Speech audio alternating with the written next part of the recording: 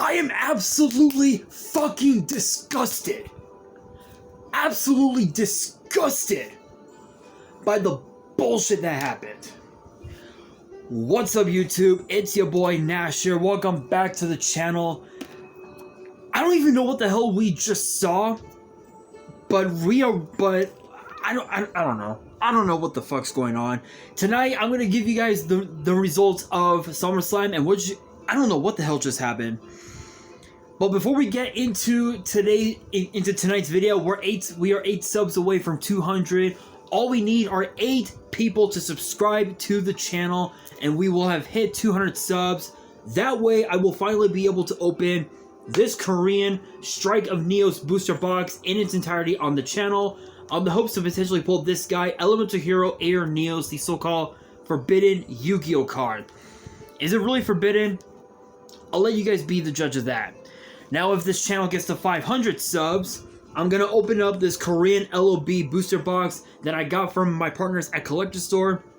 So be sure to check them out. Link and address will be in the description below. On the hopes to potentially pull a Blue Eyes White Dragon, a Dark Magician, a Red Eyes Black Dragon. The possibilities are out there, but by checking them out, not only does it support them, it also supports the channel, and I would greatly appreciate it. However, if this channel gets to 1,000 subs, I'm going to open up this first edition Toon Chaos box in its entirety on the channel, on the hopes of potentially pull my second ever Collector's Rare that I also got from my partners at Collector Store. But it wouldn't be the first time that I pulled a Collector's Rare, because I also pulled this. A Collector's Rare Beat Cop from the Underworld from my Genesis Impact box opening that I did a while back. It looks like it has the potential to be a PSA 10, but only time will tell. So if you guys want to see those boxes get opened, maybe you guys want more episodes of WWE's Biggest Issue, maybe you guys want more episodes of Yu-Gi-Oh's Biggest Issue, deck profiles, card discussions, WWE topic videos, or maybe, just maybe, you guys want some premium live event predictions and results just like this video.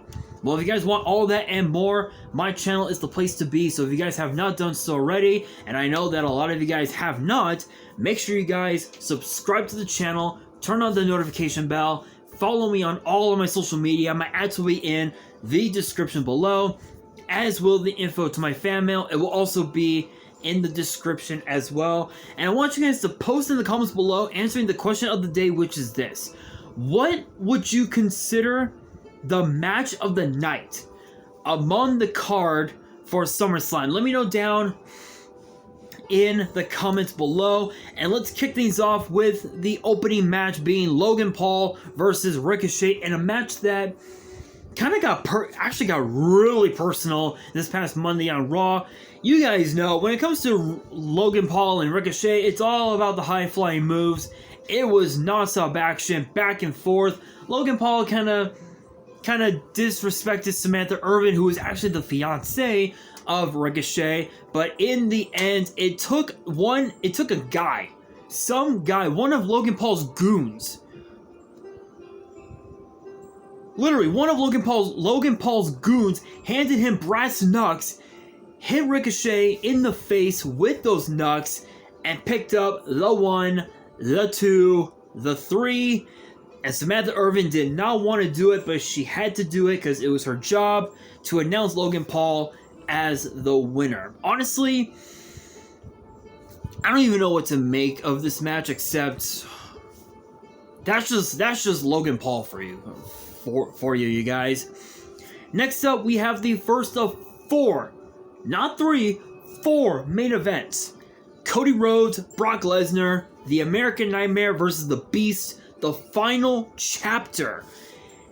And this one was a match based on respect. Cody Rhodes did not want to give up. He literally did not give up. Even after being thrown out of the ring countless times, being suplexed countless times, it still was not enough for the Beast to win, because it took not 1, not 2, but 3 crossroads for Cody Rhodes to defeat Brock Lesnar. And after the match, a handshake out of respect, proving that Brock Lesnar might be turning babyface again, which honestly, I wouldn't move past it. To be honest, in my honest opinion, I wouldn't move past it at all, because Brock Lesnar, he's more of an old school person. You know, he's the type of guy who wants to show you respect by giving you a handshake. That's how old school Brock Lesnar really is. But honestly, this was a match based on respect, and Cody Rhodes, this was a match that proved that Cody Rhodes has truly arrived back in WWE, even though he's been back for well over a year. And ironically enough, this was actually Cody's first SummerSlam match in 8 years. 8 years. In fact, I think 17 was it? Yeah, I want to say 27. No, 2015. 2015 was his last. Was the last time that we saw that we saw Cody Rhodes in a SummerSlam match, and I think at that time he had teamed up with Wade Barrett to take on Neville and Stephen Amell, if I remember correctly. It's been a while, guys. It's been a while, but shoutouts to Cody Rhodes. Hell of a victory. The only question is now, what's next for him? Guess we'll find out this coming Monday on Raw. But now we move on into the SummerSlam Battle Royal, which was presented by Slim Jim. Think of the talent that they had in that match. You had guys like Sheamus, guys like AJ Styles, guys like Omos, Bronson Reed, LA Knight, Karrion Kross, Tommaso Ciampa, Bronson Reed I mentioned, Cameron Grimes, Santos Escobar. You had Austin Theory, the United States champion. You had the rest of the Brawling Broods, Ridge Holland and Butch. You had the Viking Raiders, Alpha Academy. Who else can I think of? Who else can I think of that was in it? I want to say Shinsuke Nakamura, Tommaso Ciampa I mentioned. You had quite a few former NXT champions in this matchup, and it was a crazy battle royal. But at the closing moments, Karrion Kross, even though he was eliminated, he eliminated AJ Styles, and then Sheamus got eliminated by LA Knight, and that gave the victory to obviously the man himself, the megastar LA Knight. Yeah. So congrats to LA Knight. There's no two ways about it. There's no denying that LA Knight is going to be a no pun intended megastar on SmackDown. We now move on into a match that was MMA rules. No pinfalls, no countouts. Only way to win is by tap out, knockout, or pass out. Plain and simple. Shayna Baszler, Ronda Rousey, and this literally lived up to the hype. This was absolutely insane. Not only did Ronda Rousey target Shayna's arm, but Shayna Baszler kept targeting several other parts of Ronda's body, including the legs, the arms, pretty much everything. But the closing moments of the match might surprise you. The closing moments of the match, Shayna Baszler had the Kirifuda clutch on Ronda Rousey, but Ronda Rousey kept trying to yank the arm of Shayna Baszler, and she bit on her glove to ensure that Ronda Rousey passed out, and damn it, she passed out. That was the first quote-unquote submission loss that Ronda Rousey has had. First one. And breaking news, there's been some rumors going around the last couple hours or so that this was Ronda's last match in WWE, as in she's done. She's leaving WWE. We don't know if it's true or not, because because the last time she lost a big match was what? Was 4 years ago at WrestleMania. We didn't see her for about 2-3 years. She came back, won the Royal Rumble, and went on to WrestleMania to fail. So it's possible that Ronda Rousey might be taking some time off away from WWE and then come back at a later time. It's possible, but only time will tell. But shoutouts to Shayna Baszler. I think that was the highlight of her career, proving that Shayna Baszler is in WWE. Next up, we have the Intercontinental title matchup between Gunther and Drew McIntyre, and holy shit, it was a war. It was a battle that no one will ever forget. I cannot believe. Excuse me. I cannot believe how intense this match was. Suplexes, drop kicks, chops. They threw everything at each other. And even with a Claymore and a Future Shock DDT to Gunther, Drew McIntyre still couldn't do it. But at the end of the match, Drew McIntyre got straddled on the top rope, which allowed Gunther to hit a splash, then a lariat, and then a powerbomb in succession to retain the Intercontinental title. And now he has literally a month before he not only ties but also breaks the Honky Tonk Man's record as Intercontinental Champion. And that right there is history. That right there is history made. Will it happen though? I guess we will have to find out in the coming month. But now we move into the second of four main events. This one was insane. Seth freaking Rollins, Finn Balor for the World Heavyweight title. A match 7 years in the making. Excuse me. And the mind games literally started.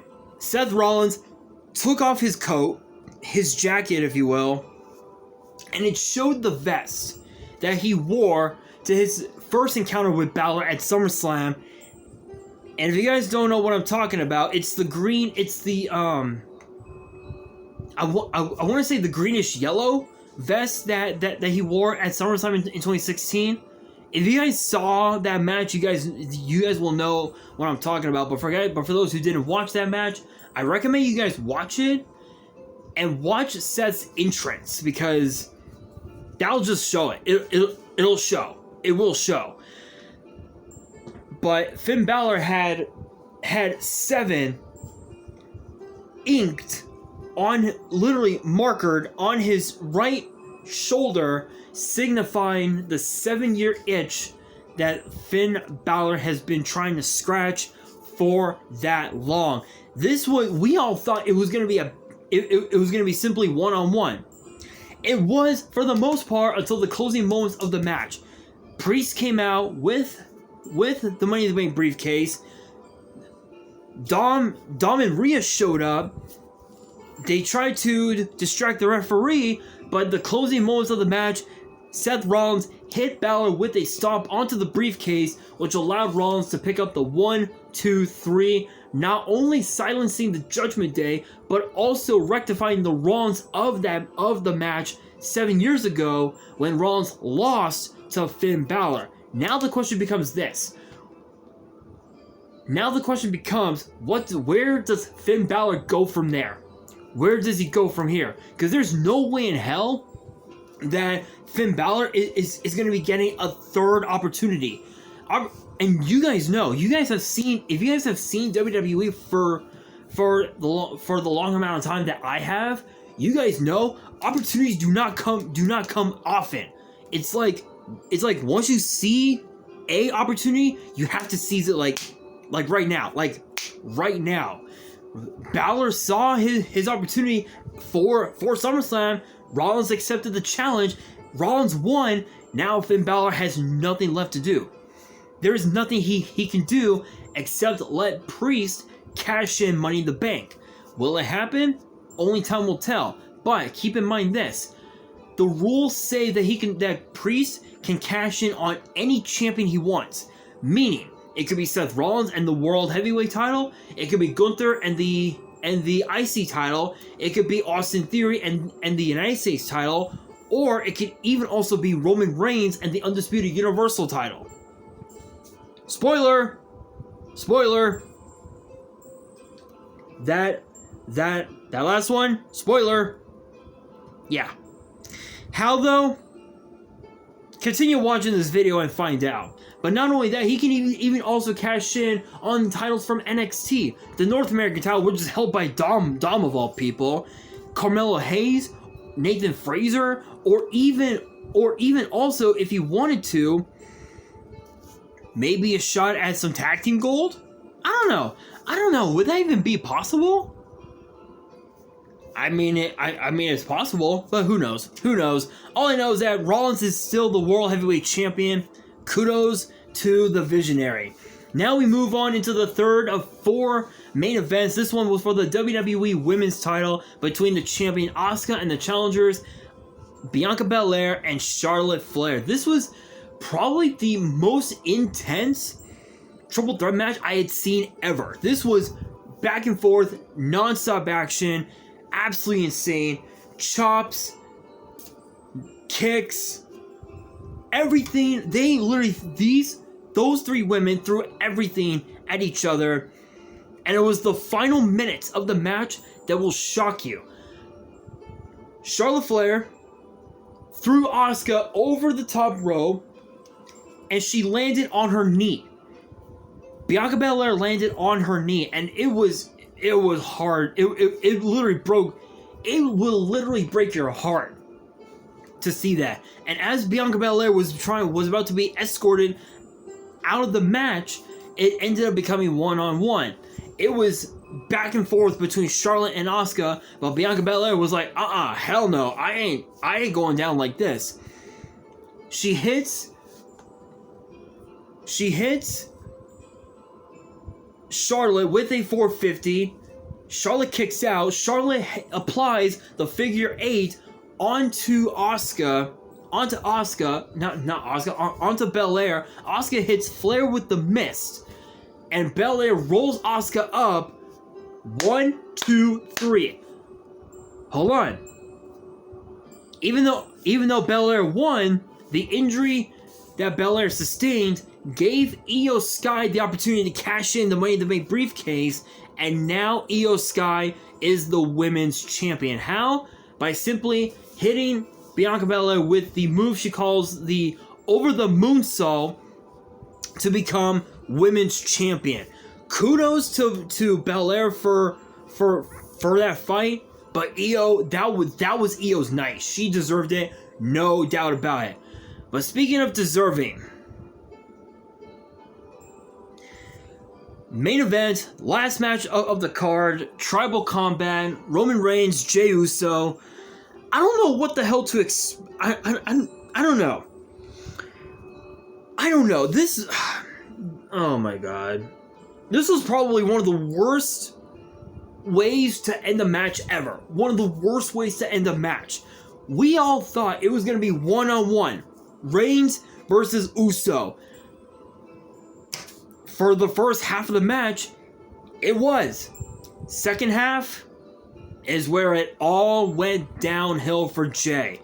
Solo comes out, puts Jey through a table right in front of the audience in the stands. They go into the fucking ring, and as they were about to hit Jey with the spear and the Samoan Spike combo, Reigns accidentally hit Solo with the spear, and it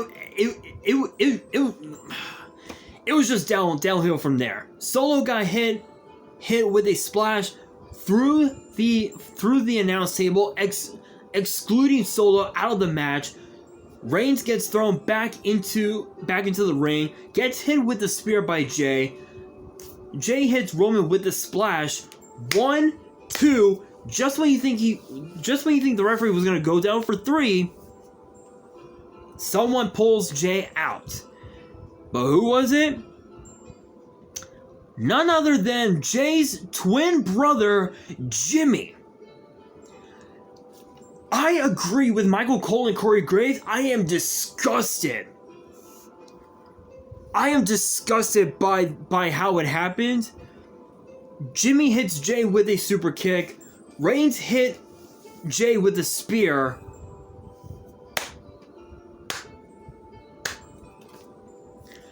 Absolutely fucking disgusted.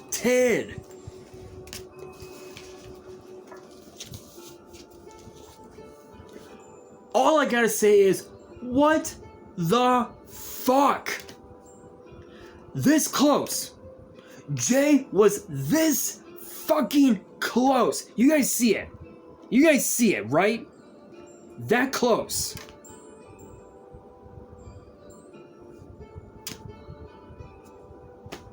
And the Bloodline basically screwed Jay over. And you guys know, I'll be doing an in-depth review of the entire card on Monday's episode of WWE's Biggest Issue. Get ready for that. But holy shit, I don't know what the hell to expect. I don't even know. But guys, that's gonna do it for today's video. Hopefully you guys enjoyed. If you did, smash that thumbs up button. If you guys are new to the channel and you guys want more premium live event predictions and results in the future, make sure you guys subscribe to the channel, turn on the notification bell, and follow me on all of my social media. My ads will be in the description below, as will the info to my fan mail. It will also be in the description as well. And on that, this is your boy Nash, signing out.